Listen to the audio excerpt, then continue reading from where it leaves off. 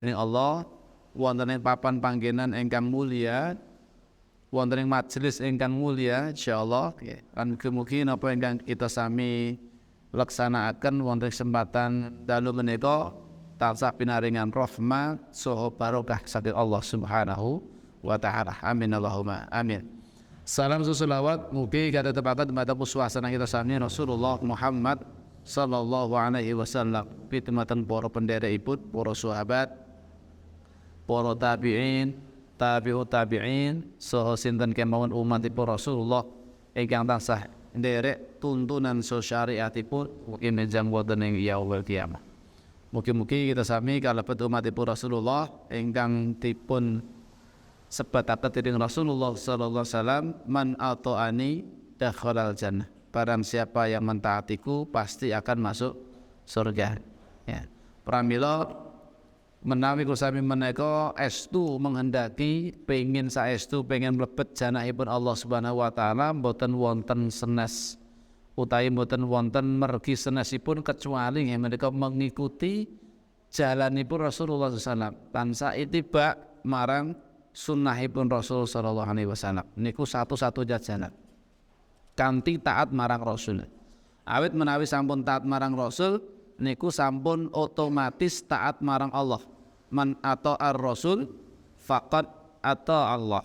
Barang siapa yang taat kepada Rasul berarti dia juga sudah taat kepada Allah.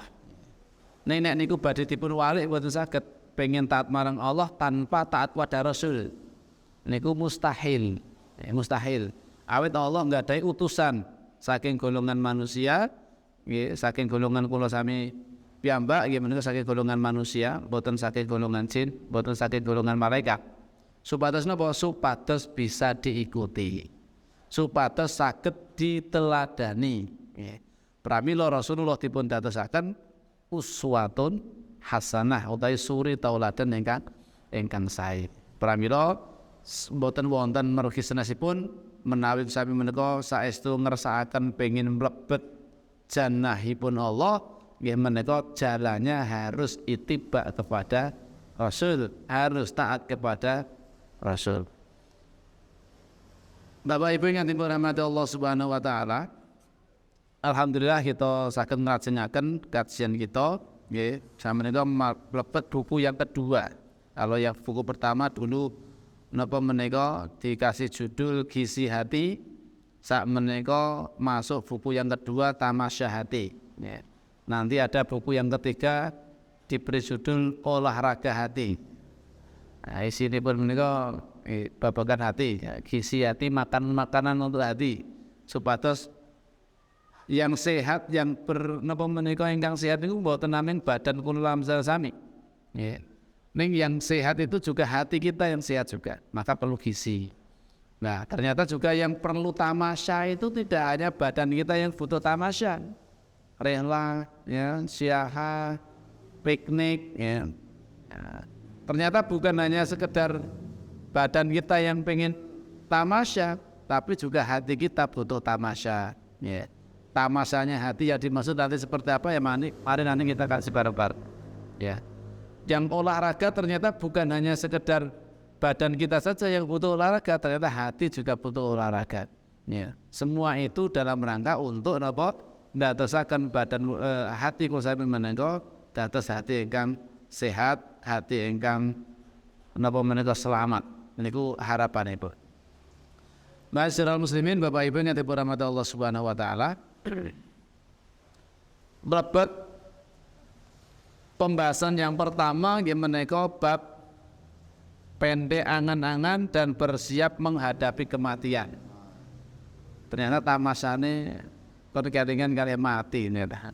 Itu tamasya untuk hati ya. Nek tamasya untuk jasad kita, fisik kita itu kan ya mungkin kemana itu ya.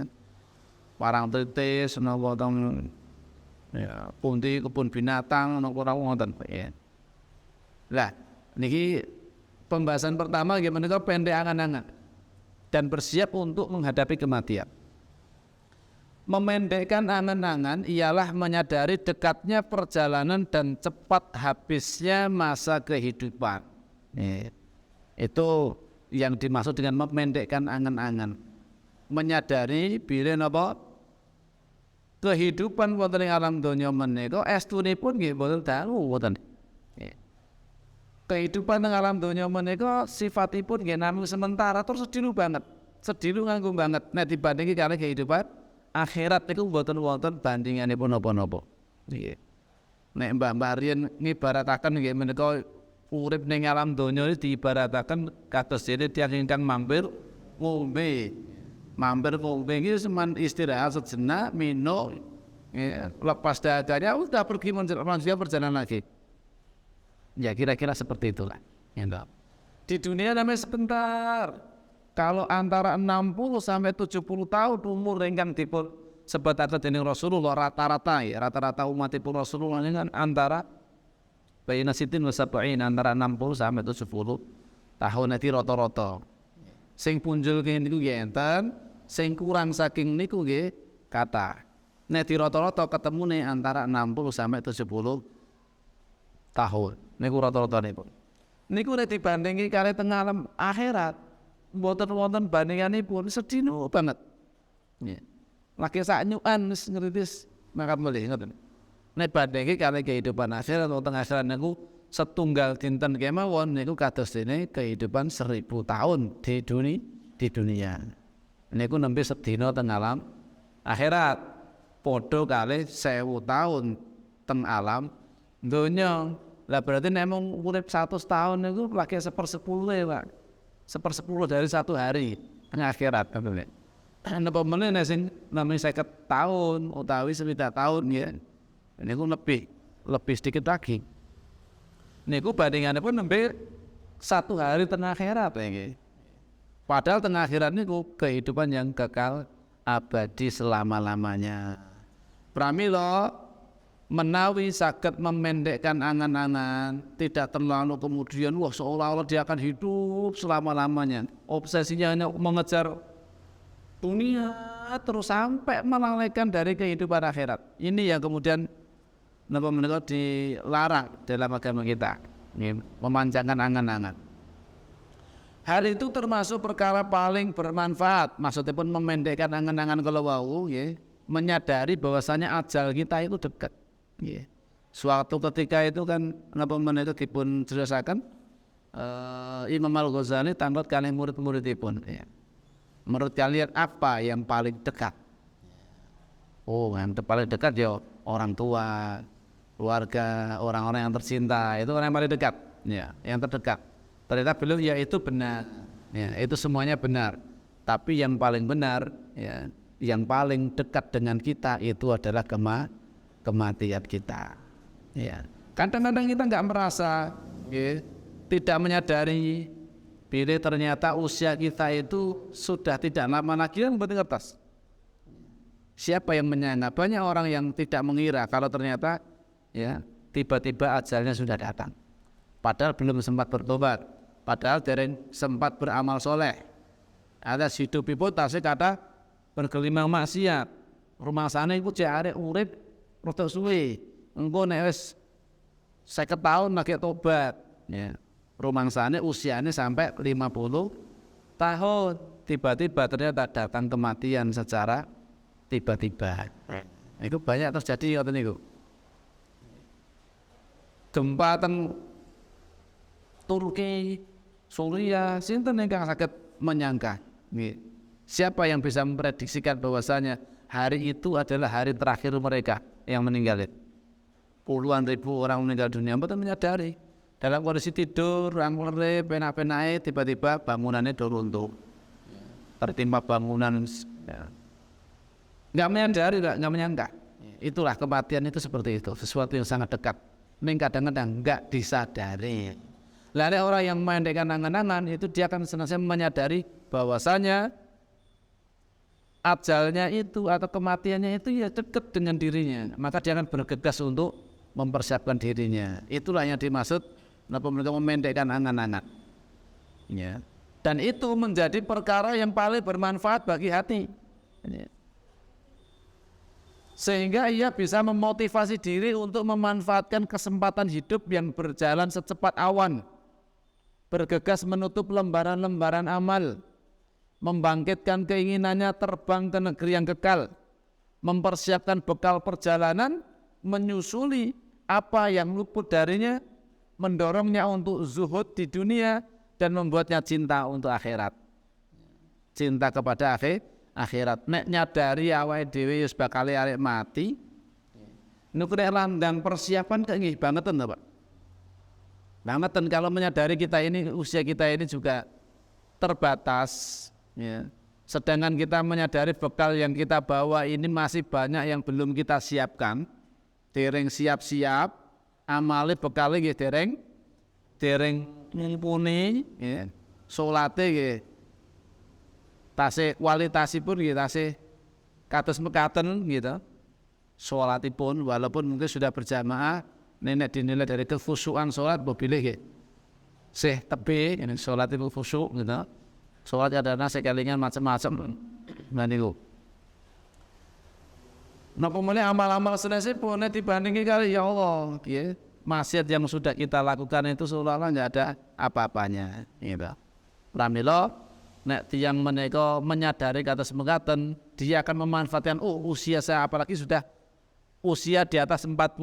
Ini mestinya sudah tidak saatnya lagi untuk kemudian ya napa menika terobsesi untuk kehidupan dunianya sampai kemudian melalaikan urusan akhirat. Walaupun dunia tidak dilupakan, dunia tetap harus kita upayakan karena kita masih hidup di dunia. Tapi orientasi kita, fokus kita adalah untuk negeri akhirat. Dunia hanyalah untuk sarana. Dan jenengan mendapatkan harta dunia yaitu digunakan untuk sarana untuk akhirat. Apa yang kita miliki kita maksimalkan untuk kehidupan kita, untuk bekal kita menuju kehidupan akhirat. Mulai persiapan kalau sudah kepala empatnya apalagi, ya, kepala empat ke atas, ya. Usia kematangan, ya. Barangkali kan gitu ya, usia 40 tahun ini kan sudah usia kematangan. 40 tahun jawabinnya maksiat. Alhamdulillah min dzalik, ya. 40 tahun muda sih senengannya cek maksiat, khawatir gitu loh. Khawatirnya nanti kebablasan, Mak. Ya, kebablasan akhirnya pun tidak sempat bertobat. Itu khawatirnya. Karena apa? Terbiasa untuk maksiat yang harusnya usia 40 tahun itu sudah melerem lah. Ibaratnya untuk kenikmatan dunia ini kan just dirasanya kabeh, ibaratnya seperti itu. Dunia isinya nggih nameng kados mekaten, semua sudah dirasakan kalau dia sudah seperti itu. Apalagi yang mau dia cari kalau bukan untuk segera persiapan kehidupan akhirat. Nah, pemenangnya dari fisiknya ya mulai menurun gitu, kodaran sidik ya mulai meriang, pilek-pilek, wato-wato, enak. Ngombe es teh serawani, ini berarti sudah mulai berkurang, gitu. Nikmati pun mulai berkurang, gitu. Atau sepuluh barangnya tuh nih es teh pun nyirek punan, serah, wis penting ora lah es teh. Nah, rejek nom-nom mana ngoten niku ya es teh ngoten, udan-udan ya es teh. Saniki yo ora wani es teh. Panas-panas awan ngoten niku ya walaupun sungu ya ora wani es teh. Ya teh hangat. Nek misale pun pas napa menika jajan mie ayam menapa bakso kok ya gaduhane ya teh hangat mawon. Ora wani es teh. Zaman sirian ya es teh tenan. Itu berarti sudah mengalami penurunan secara kesehatan. Ya. Belum nanti mungkin gangguan-gangguan yang lainnya ini sudah mulai seperti itu, ya. Asam urat mungkin yang mulai asam urat gitu. Kolesterol semacam-macam. Nah, ini pramila nek mboten segera persiapan terus ajeng teng pundi ya, mboten. Terus mau kemana kita ini kalau tidak segera persiapan? Jangan-jangan nanti menjadi orang yang menyesal. Wis kadung ngusik ditunda-tunda sampai akhirnya titi wancine teko dereng persiapan. Gitu. Nah, ini kan menyesal nantinya. Allah Subhanahu wa taala berfirman wonten surat Al-Hijr ayat 3. A'udzubillahi minasyaitonirrajim. Dzarhum ya'kulu wa yatamatta'u wa yunhihimul amal. Fasawfa ya'lamun. Biarkanlah mereka di dunia ya, makan, bersenang-senang dan dilalaikan oleh angan-angan kosong. Angan-angannya itu kemana-mana, ini obsesinya dunianya itu belum berhenti. Wah, aku cek kurang ini, cek ini, cek wakai kebutuhannya, ya, menariknya ngaji, malah ya kebutuhannya kurang, wah segala macamnya. Gitu. Obsesinya hanya untuk mengejar dunia. Ya. Usia 50 masih seperti itu, belum persiapan akhirat. Ya. Ngoseng ngono pensiun wae. Lagi fokus ibadah. Ngono pas wis bar pensiun ya beda pikirane. Gitu. Mungkin enten mau kesibukan-kesibukan yang menyebabkan dia itu menunda lagi sampai nggak terasa, ya ajal sudah tiba saatnya. Ya. Ini karena suka menunda-nunda amal. Ya. Karena panjang angan-angan itu menjadikan orang suka menunda-nunda amal. Tapi nek orang yang memendekkan angan-angan, menyadari dunia ki mung sediluk, ya, maka dia akan obsesinya untuk akhirat. Yang dia cari, yang dia tuju adalah persiapan bekal untuk menuju akhirat. Ya. Dunia dijadikan sarana. Kehidupan dia di dunia itu dijadikan sarana untuk berbekal menuju akhirat. Maka sholatnya ya mestinya diperhatikan, ya. Sedekahnya, akhlak baiknya kepada sesama dan seterusnya. Bagaimana saya bermanfaat untuk orang lain. Ini mestinya sudah mulai dipikirkan di situ.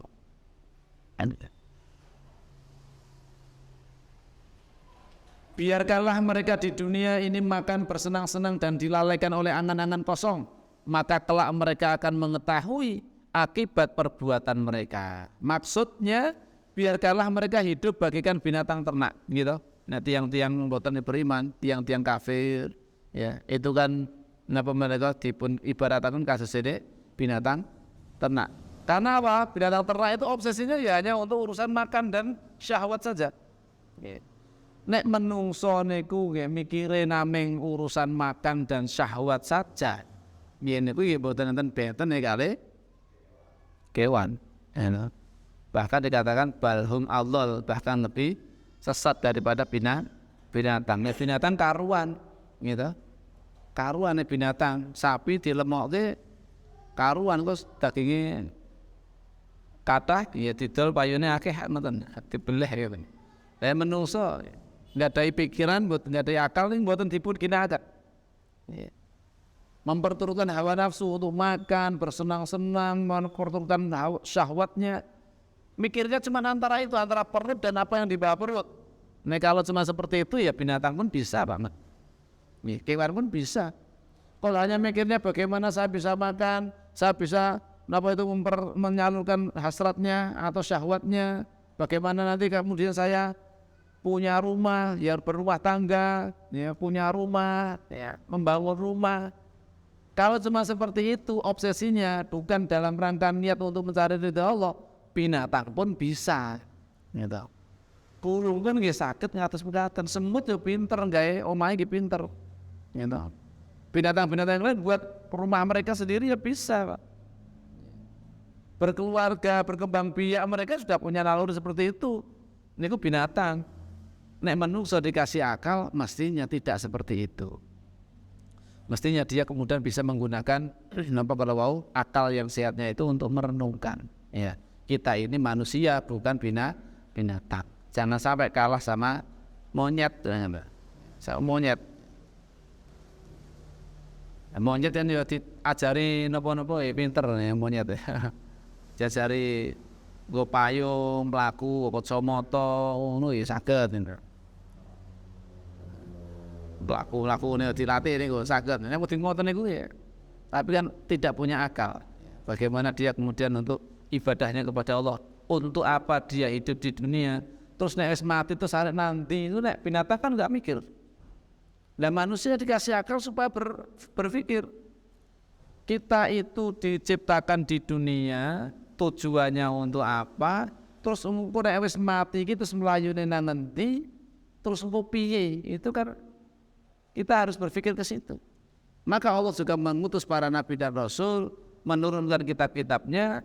Ini sebatas dados petunjuk dalam kehidupan. Ternyata kita punya tujuan hidup di dunia, bukan hanya sekedar seperti binatang. Nah, podo binatang ya podo wae. Maka harus berbeda. Allah Subhanahu wa taala berfirman, wa yulhihimul amal, maksudipun menika dilalaikan oleh angan-angan kosong. Maksudnya mereka dilalaikan dengan panjang angan dan umur. serta lalai dari pencapaian keinginan dan stabilitas kondisi iman dan pelaksanaan ketaatan kepada Allah. Ya. Sehingga obsesinya hanya untuk urusan dunia semata, tanpa memperhatikan imannya, tanpa memperhatikan persiapan untuk akhiratnya. Ya. Di dalam kitab Fathul Bari, Al-Hafidz Ibnu Hajar beliau berkata, ini merupakan peringatan bahwa mengutamakan kenikmatan, bersenang-senang, dan segala hal yang ditimbulkan oleh panjangnya angan-angan bukanlah termasuk etika kaum muslimin. Allah berfirman, A'udzubillahi minasyaitonirrajim, di dalam surat Al-Munafiqun ayat 10, wa anfiqu mimma razaqnakum min qabli an ya'tiya ahadakumul maut fayaqula rabbi laula akhartani ila ajalin qarib fa'asaddaqa wa akum minas salihin. Dan belanjakanlah sebagian dari apa yang telah kami berikan kepadamu sebelum datang kematian. Sebelum datang kematian kepada salah seorang di antara kamu. Lalu ia berkata, ya Rabbku, mengapa engkau tidak menangguhkan kematianku sampai waktu yang dekat saja? Ya Allah, kenapa tidak engkau tunda sebarang sebentar saja? Ya. Ketika ajal itu datang, ya, tiba-tiba, ya, padahal dia belum sempat beramal, belum sempat persiapan, dia berkata, ya Rabb, mengapa engkau tidak menunda kematianku ini sampai beberapa saat sajalah? Ya. Untuk apa ditunda? Sehingga aku dapat bersedekah. Dia pengennya sedekah. Ya. Orang yang mati tadi itu pengennya bisa kembali, ditundalah ajalnya, jangan meninggal duluan. Ya. Harta saya masih banyak, itu bisa saya gunakan untuk infak, ya. Bisa saya gunakan untuk amal jariyah saya, ya. Sehingga pahalanya terus mengalir. Tapi sekarang sudah nggak bisa, karena sudah mati, terlanjur mati, ya. Tidak sempat menginfakkan hartanya, belum sempat bersedekah, maka keinginannya apa? Fa'asaddaqu, ya, fa'asaddaqu wa akum minas salihin, dan aku akan menjadi orang-orang soleh, ya Allah. Tangguhkanlah sebentar saja saya, biar saya sedekah dan saya menjadi orang yang soleh.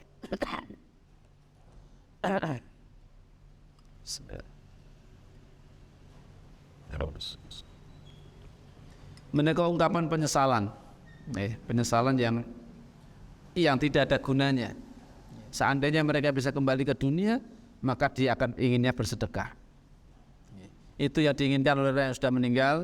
Kalau bisa kembali ke dunia, dia akan bersedekah. Berarti sedekah di sini mempunyai manfaat yang sangat besar untuk kehidupan kita. Dan itulah harta yang sesungguhnya yang kita miliki, harta yang kita sedekahkan, harta yang kita nafkahkan, harta yang kita belanjakan di jalan Allah Subhanahu wa Ta'ala. Itulah, ya, harta kita yang sesungguhnya. Adapun harta yang kita tinggal di rumah, harta yang apa istilahnya, ya, masih ada di rumah ketika orang itu meninggal dunia, maka itu sudah menjadi haknya ahlul waris, bukan haknya kita lagi.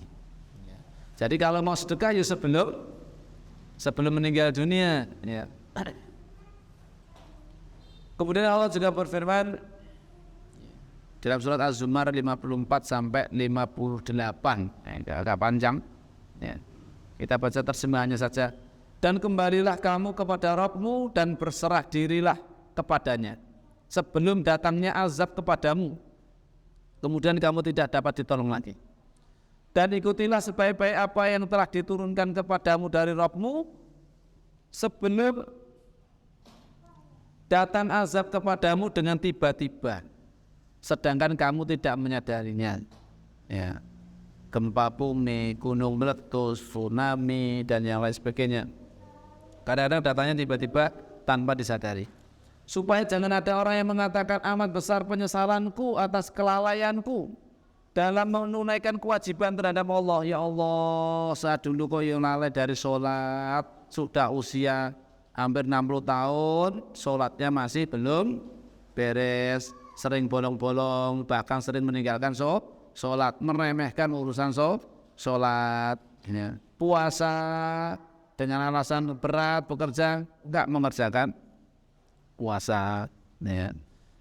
Padahal ya, benar tidaknya berpuasa itu tergantung dari niatnya. Kalau dia niatkan dengan sungguh-sungguh, insya Allah bisa. Ya. Faktanya juga banyak, ya, pak tukang di pondok pesantren itu walaupun mereka juga tetap bekerja di bulan Ramadan, tapi mereka pun juga tetap berpuasa dan kuat juga. Berarti itu kan tergantung dari niat kita masing-masing. Seberapa besar azam kita untuk melaksanakan perintah Allah itu. Kalau besar azam kita, insya Allah Allah akan memberikan kekuatan kepada kita.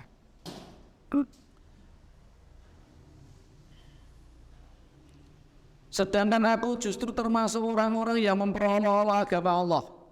Mana termasuk orang-orang yang memperolok agama Allah, ya, melecehkan agama Allah Subhanahu wa taala.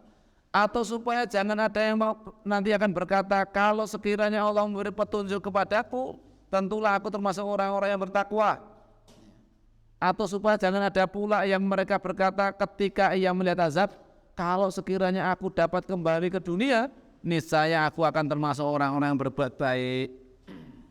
Tapi itu penyesalan semuanya, ya, penyesalan semua yang tidak mungkin bisa kembali lagi, ya, di akhirat itu, ya. Mereka menyesal betul.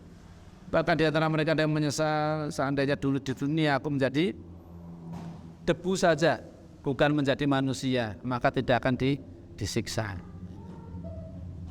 Ini penyesalan, sekali lagi penyesalan ini tidak ada gunanya lagi, tidak ada manfaatnya. Itu adalah nanti di akhirat orang-orang yang melalaikan dari kewajibannya kepada Allah Subhanahu wa taala. Kemudian suatu ketika Anas radhiyallahu anhu beliau berkata, khatta Rasulullah sallallahu alaihi wasallam khattan wa qala hadzal insan wa khatta ila jambihi khattan wa qala hadza ajaluhu. Ya, jadi Rasulullah itu menggaris suatu garis, ya, satu garis lurus nih. Ini adalah insan. Kemudian garis lagi di sampingnya, ya, ini adalah ajalnya. Kemudian Rasul menggaris lagi yang lebih jauh lagi, ya. Dan ini adalah angan-angannya. Ini angan-angannya.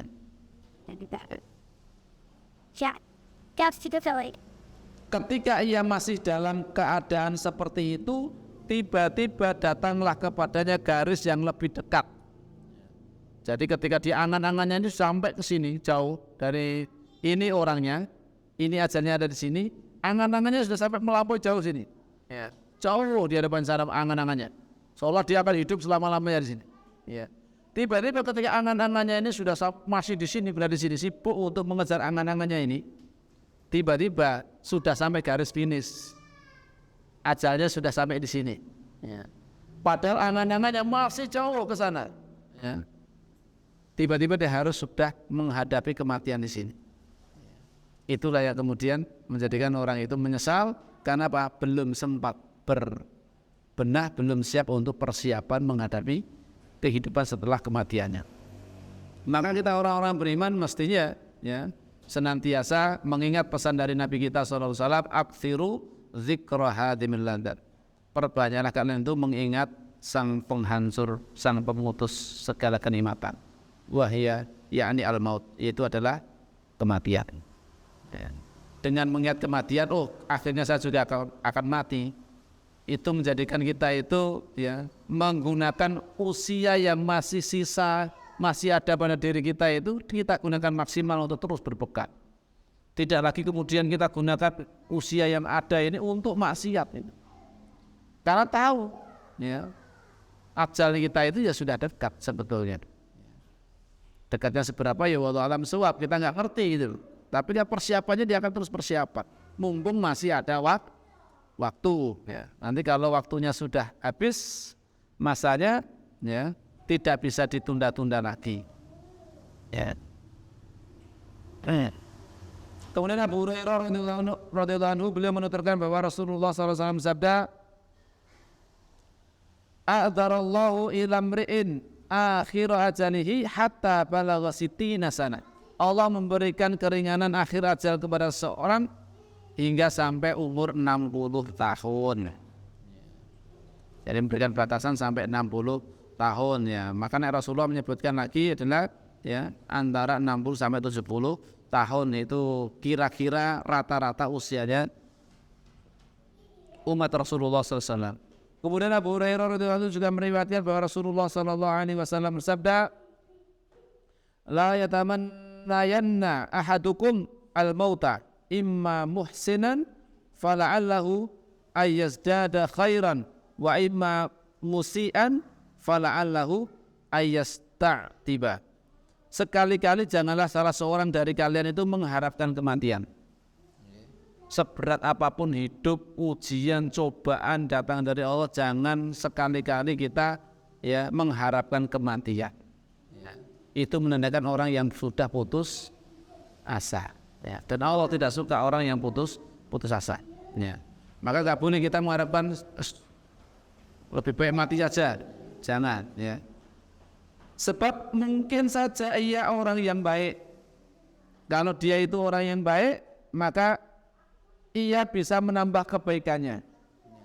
Dan mungkin saja ia adalah orang yang buruk, sehingga ia bisa bertaubat. Barangkali hari ini dia masih gelimang maksiat, ya, maka jangan berharap kematian hari itu. Kalau kematian hari itu datang betul-betul, mati dalam kondisi masih bergelimang maksiat, naudzubillah min dzalik, suul khotimah. Tapi kalau kemudian Allah masih menangguhkan, masih ada usia, bisa jadi dia suatu ketika nanti akan bertobat. Seperti bertobat yang orang yang telah membunuh 100 orang, ya, akhirnya masuk surga. Gara-gara apa? Dia bertobat kepada Allah Subhanahu wa Ta'ala. Padahal sepanjang hayatnya isinya maksiat, ya, molimo, dikerjakan semua, termasuk membunuh orang, gampang sekali membunuh orang. Sampai terhitung 100 orang dia telah membunuh orang. Tapi masuk surga endingnya, gitu. Nah, mudah-mudahan bisa seperti itu, gitu. Ya, itu bagi yang barangkali bergelimang maksiat, maka jangan sampai ada yang putus asa dari rahmat Allah Subhanahu wa Ta'ala. Sahabat Abdullah ibnu Umar radhiyallahu anhu, beliau berkata, Rasulullah SAW memegang kedua pundakku. Ini metode Rasulullah kalau menasihati para sahabat itu diantara dengan sentuhan, ya, dipegang pundaknya supaya apa? Perhatian. Ini metode, ya. Anak itu juga gitu. Kalau dipegang pundaknya, dilus-lus kepalanya, dinasihati, itu lebih senang mereka, itu lebih nyaman daripada cuma diduting-duting, dibentak-bentak gitu. Ya, anak-anak itu ya punya perasaan juga itu. Tapi sambil dilusin, ini anak itu lebih nyaman, lebih bisa untuk menerima. Dan itulah metode yang dipakai oleh Rasulullah. Ya. Termasuk Rasul kadang mendoakan seorang pemuda, ya, yang minta izin untuk berzina sama Rasulullah itu. Itu kan didoakan, dilus dadanya, terus kemudian didoakan. Nah, ini diantara metode Rasulullah dengan sentuhan. Rasulullah SAW memegang kedua pundakmu, dipegang kedua pundaknya, kemudian beliau bersabda, kun fit dunya ka'annaka gharibun aw abir sabil. Jadilah engkau itu di dunia ka'annaka gharib, seolah-olah engkau itu orang asing, aw abir sabil, atau seperti orang yang sedang menyeberang jalan. Ya. Ada dua keadaan di sini. Jadilah kamu itu orang asing atau jadi orang yang sedang menyeberang jalan. Kalau orang menyeberang jalan kan nggak mungkin tuh Pak. Menyeberang jalan kok santai-santai, leha-leha, lara-lara sena tengah jalan, betul mungkin. Tabrak motor tenang, gitu. Mesti kalau orang nyebrang ya bersegera, bergegas. Kalau enggak ya hati-hati jalan terus itu loh. Enggak kemudian ngobrol di tengah jalan, ya santai-santai di situ bersendaguro kan enggak. Ya. Mesti akan segera hajatnya untuk menyeberang jalan itu. Ya. Kita hidup di dunia ikutan itu, gitu loh. Ada dua kemungkinan tadi.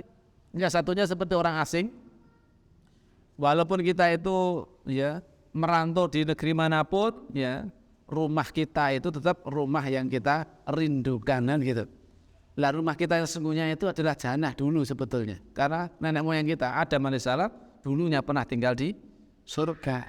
Itu tempat tinggal nenek moyang kita yang dahulu, ya. Dan tentunya kita ingin merindukan untuk masuk ke sana lagi, ya kan? Maka walaupun di dunia ini seindah apapun, senikmat apapun, tidak akan seindah kampung halaman kita sesungguhnya, yaitu jannahnya Allah Subhanahu wa Ta'ala. Maka supaya seperti itu, ya jadilah kita seperti orang asing di dunia ini, ya. Sebagaimana nasihat Rasulullah SAW tadi. Kemudian Ibnu Umar radhiyallahu anhu beliau berkata, jika engkau berada di pagi hari, jangan menunggu datangnya sore hari. kamu ada di pagi hari, jangan itu udah sampai sore hari. Kalau bisa bersedekah di pagi hari itu, sedekah di pagi hari. Ini. Jangan itu udah sampai sore hari. Bisa jadi sebelum sore yang tadinya mau disedekah, nanti sore aja lah sedekahnya. Pas kamaru, misalkan itu. Ternyata harus diambil dulu, dipakai dulu di siang hari ada kebutuhan, akhirnya ya sudah terpakai dulu, nggak jadi infak. Pagi infak, sore mau infak lagi ya tidak apa-apa, ini ya, tidak apa-apa. Jika engkau berada di sore hari, janganlah menunggu datangnya pagi hari. Ini sifat seorang mukmin itu begitu kalau ingin sukses hidupnya, tidak suka menunda pekerjaan, termasuk tidak suka menunda-nunda amal. Kalau urusan profesionalisme dalam urusan kerja ya nggak suka menunda-nunda pekerjaan. Kalau bisa dikerjakan hari ini, kenapa tidak? Kenapa harus menunggu besok? Iya kan sampai besok. Besok barangkali ada kegiatan yang lain lagi. Sehingga apa? Akhirnya pekerjaan itu tertunda. Dan itu karakter yang gagal. Karakter orang yang gagal suka menunda-nunda pekerjaan. Tapi kalau ingin sukses, ada kesempatan kerjakan. Ada kesempatan kita mengerjakan hari ini, kerjakan hari ini. Jangan ditunda besok-besok. Karena belum tentu besok itu milik kita. Bisa jadi ini hari terakhir kita. Ya. Maka mumpung masih ada waktu ya kita segera laksanakan. Janganlah menunggu datangnya pagi hari kalau di sore hari. Gunakanlah masa sehatmu sebaik-baiknya sebelum datang masa sakitmu, dan gunakanlah masa hidupmu sebelum datang kematian. Ini nasihat yang luar biasa. Mumpung kita masih sehat, gunakan sehat kita. Ya. Karena nanti kalau sudah sakit banyak halangan. Kita mau ibadah juga nggak bisa tenang, nggak bisa maksimal ketika apa? Kita sedang sakit. Maka mumpung masih sehat, gunakan sebaik-baiknya sehat kita untuk memperbanyak ibadah kita. Apa yang bisa kita lakukan dengan kesehatan kita, kita lakukan. Sholat jamaahnya, kemudian taklimnya, tilawatul Qur'annya, bermanfaat untuk orang lain, bekerja, beramal dan seterusnya. Ya, kita manfaatkan sehat kita. Termasuk ketika kita masih dikasih usia oleh Allah Subhanahu wa taala, hidup kita gunakan sebelum kematian kita itu datang. Wallahu a'lam bishawab. Barangkali itu dulu yang kami sampaikan, ya, mengawali dari bab atau buku kedua ini, ya, yaitu Tamasyati, di pembahasan pendek angan-angan dan bersiap untuk menghadapi kematian. Mudah-mudahan sedikit yang kami sampaikan tadi paling tidak itu memberikan peringatan bagi kita semuanya, ya, termasuk saya sendiri yang menyampaikan, ya, karena ini peringatan nasihat untuk saya pribadi terutama dan juga untuk para ikhwah sekalian yang ada di sini, ya. Mudah-mudahan kita dimudahkan oleh Allah SWT dan diberikan istiqomah di dalam melaksanakan ketaatan kepada Allah SWT dan mempersiapkan bekal kita sebaik-baiknya untuk kehidupan kita setelah kematian kita nanti masing-masing, dan mudah-mudahan kita kelak itu mendapatkan nikmat husnul khatimah dan dimasukkan ke dalam jannahnya Allah Subhanahu wa ta'ala. Amin Allahumma amin. Mari kita akhiri kajian kita di malam hari ini dengan doa kafaratul majlis. Subhanakallahumma wa bihamdika asyhadu an la ilaha illa anta astaghfiruka wa atubu ilaik wa akhiru da'wana alhamdulillahi rabbil alamin. Assalamualaikum warahmatullahi wabarakatuh.